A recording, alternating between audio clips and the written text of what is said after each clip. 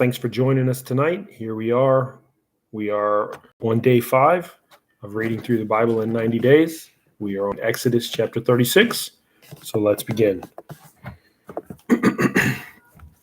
So Bezalel, Oholiab, and every skilled person to whom the Lord has given skill and ability to know how to carry out the work of constructing the sanctuary are to do the work just as the Lord has commanded. Then Moses summoned Bezalel and Oholiab and every skilled person to whom the Lord had given ability and who was willing to come and do the work. They received from Moses all the offerings the Israelites had brought to carry out the work of constructing the sanctuary. And the people continued to bring free will offerings morning after morning. So all the skilled workers who were doing all the work on the sanctuary left what they were doing and said to Moses, "The people are bringing more than enough for doing the work the Lord commanded to be done." Then Moses gave an order, and they sent this word throughout the camp: "No man or woman is to make anything else as an offering for the sanctuary." And so the people were restrained from bringing more, because what they had already brought was more than enough to do all the work. All those who were skilled among the workers made the tabernacle with 10 curtains of finely twisted linen and blue, purple, and scarlet yarn, with cherubim woven into them by expert hands. All the curtains were the same size, 28 cubits long and 4 cubits wide. They joined 5 of the curtains together and did the same with the other 5. Then they made loops of blue material along the edge of the end curtain in one set, and the same was done with the end curtain in the other set.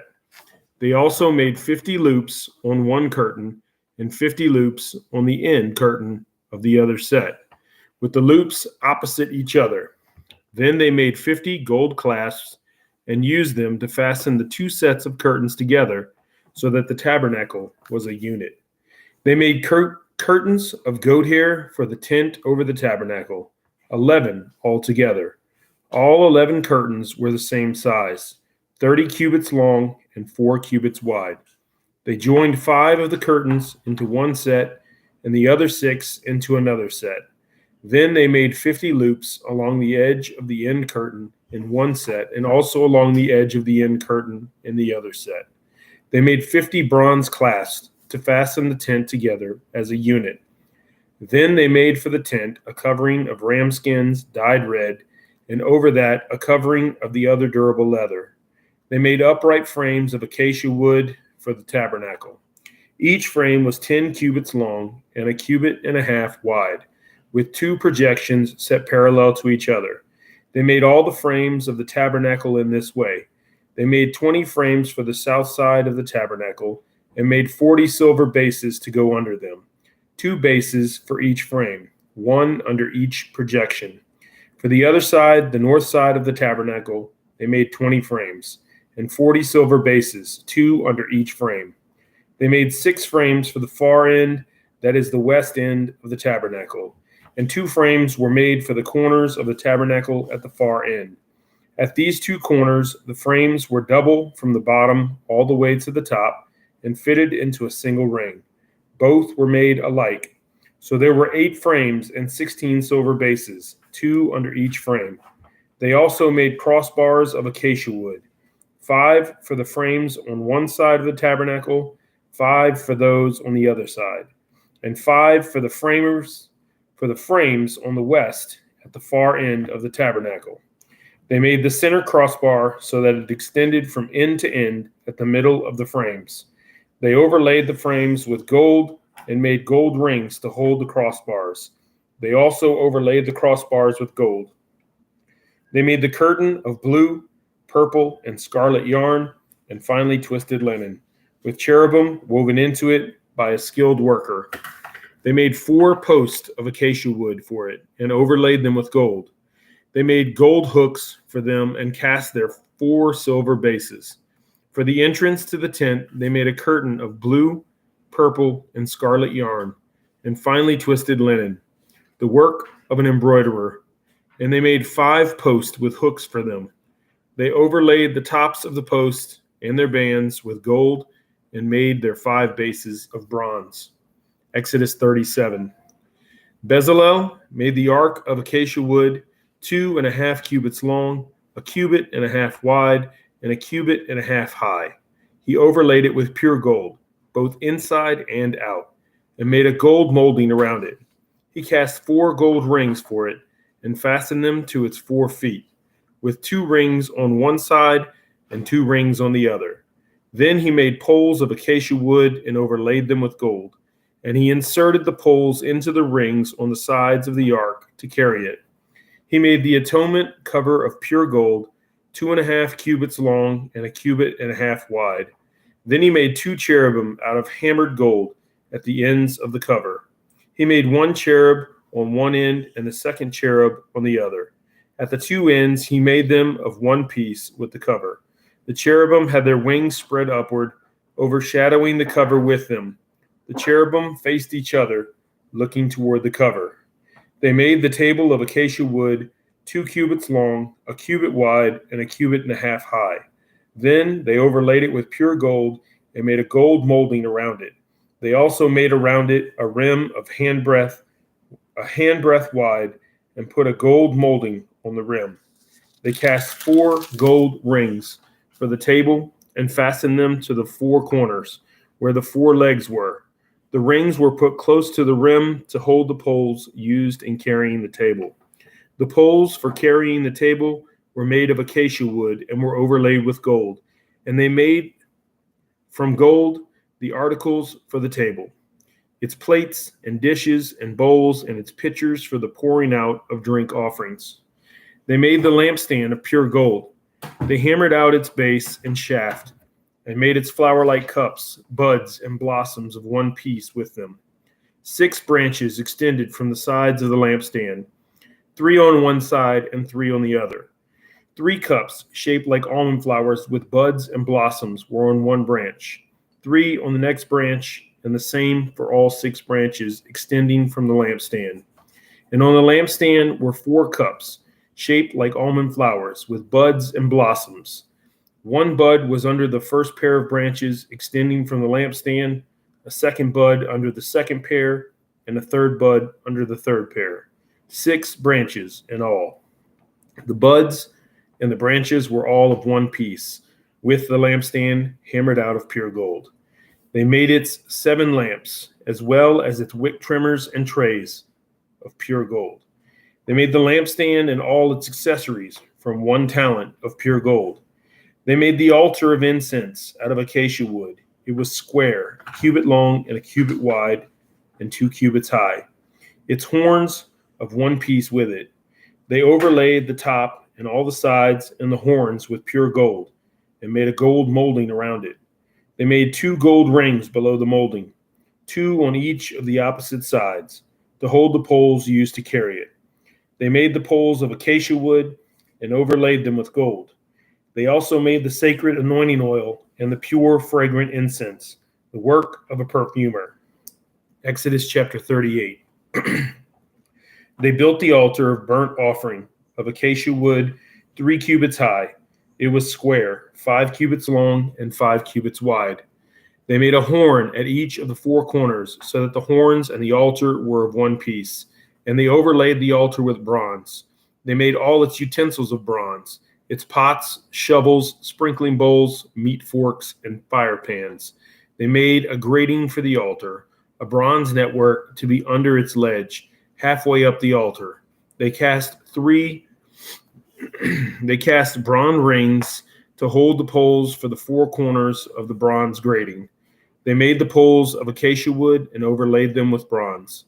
They inserted the poles into the rings so they would be on the sides of the altar for carrying it. They made it hollow out of boards. They made the bronze basin and its bronze stand from the mirrors of the women who served at the entrance to the tent of meeting. Next, they made the courtyard. The south side was 100 cubits long and had curtains of finely twisted linen, with 20 posts and 20 bronze bases, and with silver hooks and bands on the posts. The north side was also 100 cubits long and had 20 posts and 20 bronze bases, with silver hooks and bands on the posts. The west end was 50 cubits wide and had curtains, with 10 posts and 10 bases, with silver hooks and bands on the posts. The east end toward the sunrise was also 50 cubits wide. Curtains 15 cubits long were on one side of the entrance, with 3 posts and 3 bases, and curtains 15 cubits long were on the other side of the entrance to the courtyard, with 3 posts and 3 bases.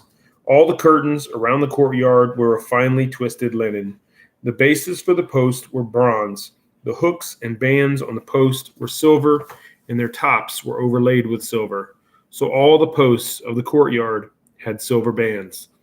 The curtain for the entrance to the courtyard was made of blue, purple, and scarlet yarn, and finely twisted linen, the work of an embroiderer.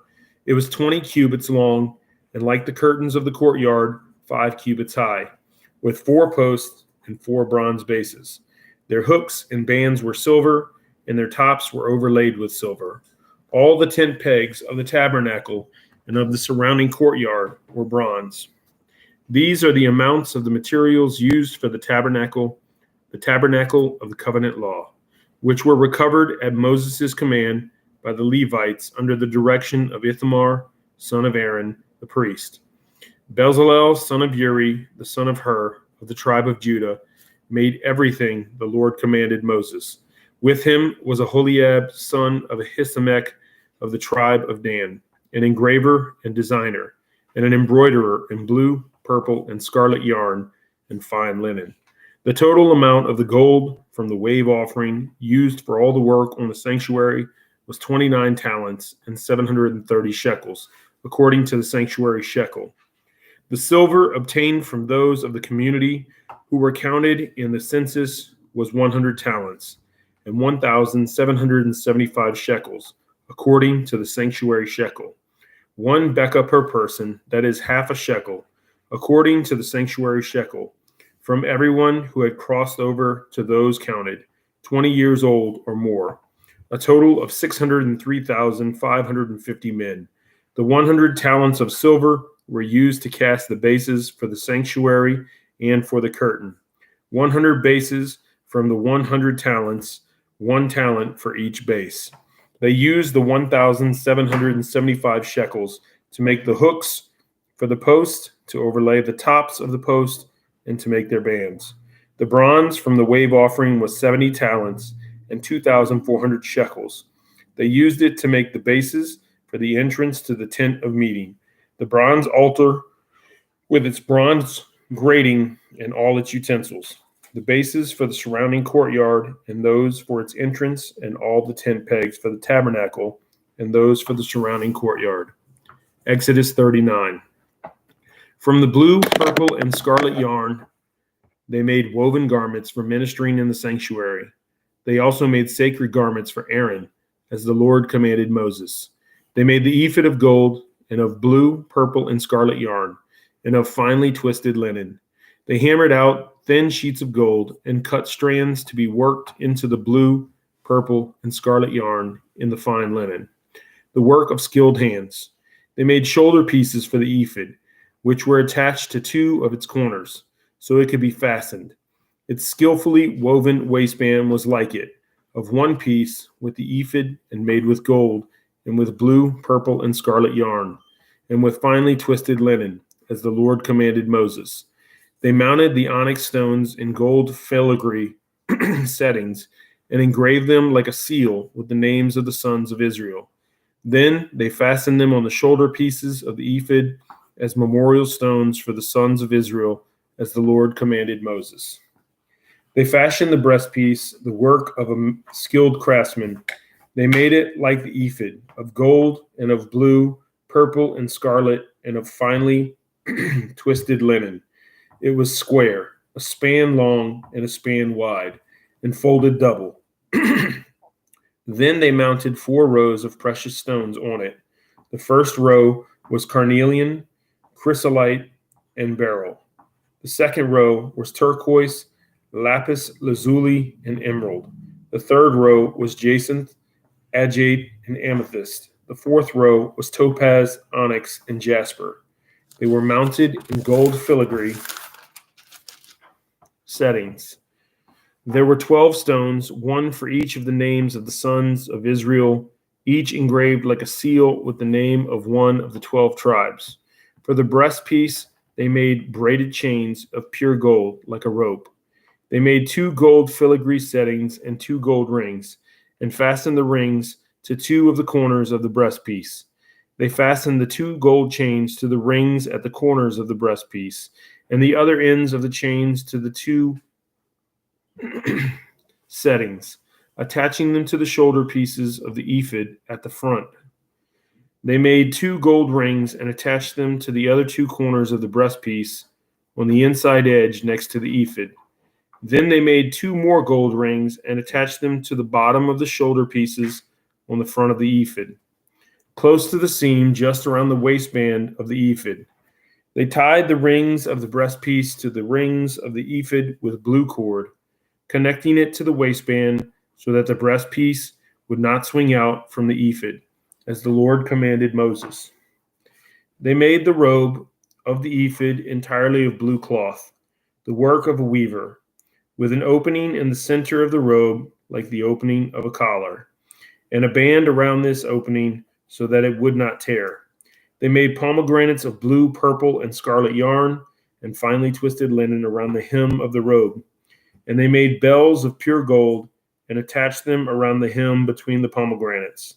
The bells and pomegranates alternated around the hem of the robe to be worn for ministering, as the Lord commanded Moses. For Aaron and his sons, they made tunics of fine linen, the work of a weaver, and the turban of fine linen, the linen caps, and the undergarments of finely twisted linen. The sash was made of finely twisted linen and blue, purple, and scarlet yarn, the work of an embroiderer, as the Lord commanded Moses. They made the plate, the sacred emblem, out of pure gold and engraved on it, like an inscription on a seal, holy to the Lord. Then they fastened a blue cord to it to attach it to the turban, as the Lord commanded Moses. So all the work on the tabernacle, the tent of meeting, was completed. The Israelites did everything just as the Lord commanded Moses.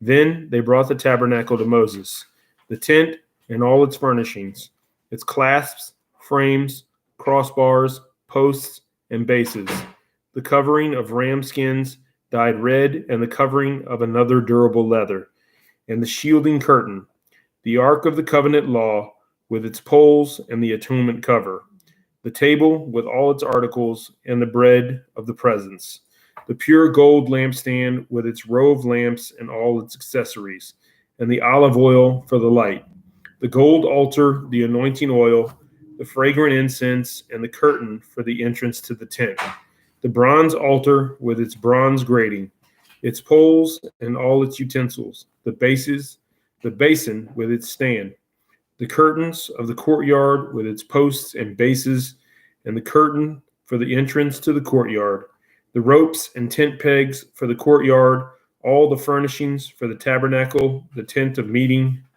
and the woven garments worn for ministering in the sanctuary, both the sacred garments for Aaron, the priest, and the garments for his sons when serving as priests. The Israelites had done all the work just as the Lord had commanded Moses. Moses inspected the work and saw that they had done it just as the Lord had commanded. So Moses blessed them. Last chapter of Exodus, Exodus 40. Then the Lord said to Moses, set up the tabernacle, the tent of meeting, on the first day of the first month. Place the ark of the covenant law in it and shield the ark with the curtain. Bring in the table and set out what belongs on it. Then bring in the lampstand and set up its lamps. Place the gold altar of incense in front of the ark of the covenant law and put the curtain at the entrance to the tabernacle. Place the altar of burnt offering in front of the entrance to the tabernacle, the tent of meeting. Place the basin between the tent of meeting and the altar and put water in it. Set up the courtyard around it and put the curtain at the entrance to the courtyard. Take the anointing oil and anoint the tabernacle and everything in it. Consecrate it and all its furnishings, and it will be holy. Then anoint the altar of burnt offering and all its utensils. Consecrate the altar, and it will be most holy. Anoint the basin and its stand and consecrate them. Bring Aaron and his sons to the entrance to the tent of meeting and wash them with water. Then dress Aaron in the sacred garments. Anoint him and consecrate him so he may serve as priest. Bring his sons and dress them in tunics. Anoint them just as you anointed their father, so they may serve me as priest. Their anointing will be to a priesthood that will continue throughout their generations. Moses did everything just as the Lord commanded him. So the tabernacle was set up on the first day of the first month in the second year. When Moses set up the tabernacle, he put the bases in place, erected the frames, inserted the crossbars, and set up the posts. Then he spread the tent over the tabernacle and put the covering over the tent, as the Lord commanded him. He took the tablets of the covenant law and placed them in the ark, attached the poles to the ark, and put the atonement cover over it. Then he brought the ark into the tabernacle and hung the shielding curtain and shielded the ark of the covenant law as the Lord commanded him. Moses placed the table in the tent of meeting on the north side of the tabernacle outside the curtain and set out the bread on it before the Lord, as the Lord commanded him. He placed the lampstand in the tent of meeting opposite the table on the south side of the tabernacle and set up the lamps before the Lord, as the Lord commanded him. Moses placed the gold altar in the tent of meeting in front of the curtain and burned fragrant incense on it, as the Lord commanded him. Then he put up the curtain at the entrance to the tabernacle. He set the altar of burnt offering near the entrance to the tabernacle, the tent of meeting, and offered on it burnt offerings and grain offerings as the Lord commanded him. He placed the basin between the tent of meeting and the altar and put water in it for washing. And Moses and Aaron and his sons used it to wash their hands and feet. They washed whenever they entered the tent of meeting or approached the altar, as the Lord commanded Moses. Then Moses set up the courtyard around the tabernacle and the altar and put up the curtain at the entrance to the courtyard. And so Moses finished the work. Then the cloud covered the tent of meeting, and the glory of the Lord filled the tabernacle. Moses could not enter the tent of meeting because the cloud had settled on it, and the glory of the Lord filled the tabernacle. In all the travels of the Israelites, whenever the cloud lifted from above the tabernacle, they would set out. But if the cloud did not lift, they did not set out until the day it lifted. So the cloud of the Lord was over the tabernacle by day, and fire was in the cloud by night, in the sight of all the Israelites during all their travels. Leviticus chapter 1. The Lord called to Moses and spoke to him from the tent of meeting. He said, "Speak to the Israelites and say to them, when anyone among you brings an offering to the Lord, bring as your offering an animal from either the herd or the flock. If the offering is a burnt offering from the herd, you are to offer a male without defect. You must present it at the entrance to the tent of meeting so that it will be acceptable to the Lord. You are to lay your hand on the head of the burnt offering, and it will be accepted on your behalf to make atonement for you. You are to slaughter the young bull before the Lord, and then Aaron's sons, the priests, shall bring the blood and splash it against the sides of the altar at the entrance to the tent of meeting. You are to skin the burnt offering and cut it into pieces. The sons of Aaron, the priest, are to put fire on the altar and arrange wood on the fire. Then Aaron's sons, the priests, shall arrange the pieces, including the head and the fat, on the wood that is burning on the altar. You are to wash the internal organs and the legs with water, and the priest is to burn all of it on the altar. It is a burnt offering, a food offering, an aroma pleasing to the Lord. If the offering is a burnt offering from the flock, from either the sheep or the goats, you are to offer a male without defect. You are to slaughter it at the north side of the altar before the Lord. And Aaron's sons, the priest, shall splash its blood against the sides of the altar. You are to cut it into pieces, and the priest shall arrange them, including the head and the fat on the wood that is burning on the altar. You are to wash the internal organs and the legs with water, and the priest is to bring all of them and burn them on the altar. It is a burnt offering, a food offering, an aroma pleasing to the Lord. If the offering to the Lord is a burnt offering of birds, you are to offer a dove or a young pigeon. The priest shall bring it to the altar, wring off the head, and burn it on the altar. Its blood shall be drained out on the side of the altar. He is to remove the crop and the feathers and throw them down east of the altar where the ashes are.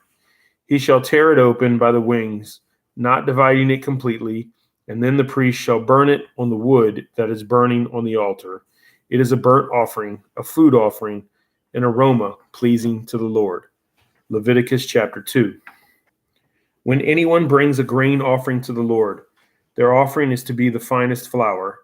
They are to pour olive oil on it, put incense on it, and take it to Aaron's sons, the priest. The priest shall take a handful of the flour and oil, together with all the incense, and burn this as a memorial portion on the altar, a food offering, an aroma pleasing to the Lord. The rest of the grain offering belongs to Aaron and his sons. It is a most holy part of the food offering presented to the Lord. If you bring a grain offering baked in an oven, it is to consist of the finest flour, either thick loaves made without yeast and with olive oil mixed in, or thin loaves made without yeast and brushed with olive oil. If your grain offering is prepared on a griddle, it is to be made of the finest flour mixed with oil and without yeast. Crumble it and pour oil on it. It is a grain offering. If your grain offering is cooked in a pan, it is to be made of the finest flour and some olive oil. Bring the grain offering made of these things to the Lord. Present it to the priest, who shall take it to the altar. He shall take out the memorial portion from the grain offering and burn it on the altar as a food offering, an aroma pleasing to the Lord. The rest of the grain offering belongs to Aaron and his sons. It is a most holy part of the food offerings presented to the Lord. Every grain offering you bring to the Lord must be made without yeast, for you are not to burn any yeast or honey in a food offering presented to the Lord. You may bring them to the Lord as an offering of the first fruits, but they are not to be offered on the altar as a pleasing aroma. Season all your grain offerings with salt. Do not leave the salt of the covenant of your God out of your grain offerings. Add salt to all of your offerings. If you bring a grain offering of first fruits to the Lord, offer crushed heads of new grain roasted in the fire. Put oil and incense on it. It is a grain offering. The priest shall burn the memorial portion of the crushed grain and the oil, together with all the incense, as a food offering presented to the Lord. Leviticus chapter 3. If your offering is a fellowship offering, and you offer an animal from the herd, whether male or female, you are to present before the Lord an animal without defect. You are to lay your hand on the head of your offering and slaughter it at the entrance to the tent of meeting. Then Aaron's sons, the priests, shall splash the blood against the sides of the altar. From the fellowship offering, you are to bring a food offering to the Lord, the internal organs and all the fat that is connected to them, both kidneys with the fat on them near the loins, and the long lobe of the liver, which you will remove with the kidneys. Then Aaron's sons are to burn it on the altar on top of the burnt offering that is lying on the burning wood. It is a food offering, an aroma pleasing to the Lord. If you offer an animal from the flock as a fellowship offering to the Lord, you are to offer a male or female without defect. If you offer a lamb, you are to present it before the Lord. Lay your hand on its head and slaughter it in front of the tent of meeting. Then Aaron's son shall splash its blood against the sides of the altar. From the fellowship offering, you are to bring a food offering to the Lord. Its fat, the entire fat tail, cut off close to the backbone, the internal organs and all the fat that is connected to them, both kidneys with the fat on them near the loins and the long lobe of the liver, which you will remove from the kidneys. The priest shall burn them on the altar as a food offering presented to the Lord. If your offering is a goat, you are to present it before the Lord. Lay your hand on its head and slaughter it in front of the tent of the meeting. Then Aaron's son shall splash its blood against the sides of the altar. From what you offer, you are to present this food offering to the Lord, the internal organs and all the fat that is connected to them, both kidneys with the fat on them near the loins, and the long lobe of the liver, which you will remove with the kidneys. The priest shall burn them on the altar as a food offering, a pleasing aroma. All the fat is the Lord's. This is a lasting ordinance for the generations to come. Wherever you live, you must not eat any fat or any blood. All right, we'll stop right there at Leviticus chapter 3. You guys have a great day, and we'll see you next time.